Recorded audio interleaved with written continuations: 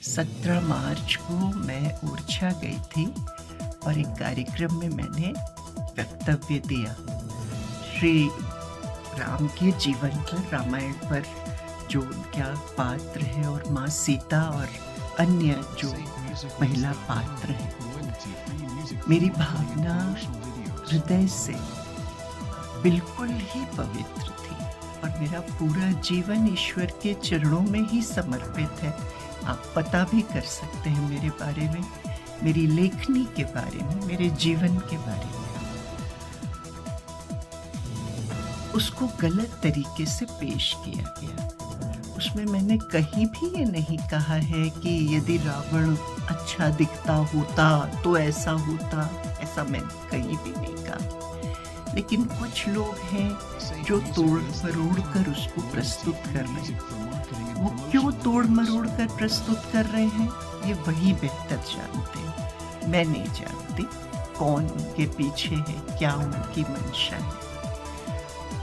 मैं बहुत मन से अपना काम करती हूँ। विश्वविद्यालय को अच्छे तरीके से चलाने का मैं पूरा प्रयास कर रही हूँ।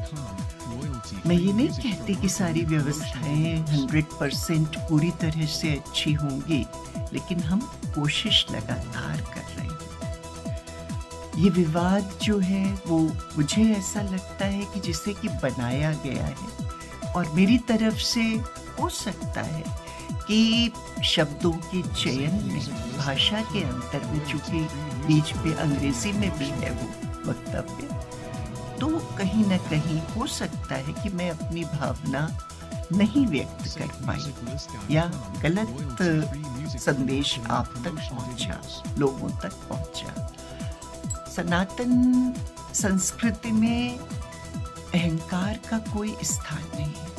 हम प्रतिवर्ष उत्तम क्षमा का पर्व मनाते हैं और हम कहते हैं कि यदि हमारी बात से किसी को अगर बुरा लगा हो तो हमें क्षमा करें। इसी भावना से मैं पूरी तरह से क्षमा प्रार्थी हूँ। मैं पूरी तरह से ये बात कहना चाहती हूँ कि बात को बढ़ाना, बिना बात के बात को बढ़ाना, क्योंकि कुछ लोगों का उद्देश्य विश्वविद्यालय की प्रगति रोकने से ऐसा प्रतीत होता है। कुछ लोगों का उद्देश्य इस मुद्दे को बस जीवित रखने से है। कैसे भी करके हम इसको जीवित रखें, कैसे भी करके हम इस मुद्दे को बस चलाते रहें। मैं क्षमा प्रार्थी हूँ। मैं आगे से बिल्कुल ध्यान रखूंगी।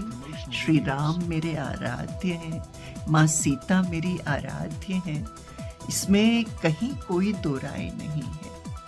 और हम सब, ये छत्रसाल विश्वविद्यालय सामान्य परिवेश के विद्यार्थियों के लिए बना हुआ है। इसको हम बनाएं, अपने क्षेत्र को हम बनाएं, अपनी आने वाली पीढ़ियों को हम बनाएं, तो बेहतर होगा। इस बात को यदि हम यहाँ पर विराम दें तो बेहतर होगा। यही मेरी गुजारिश है, यही मेरी प्रार्थना।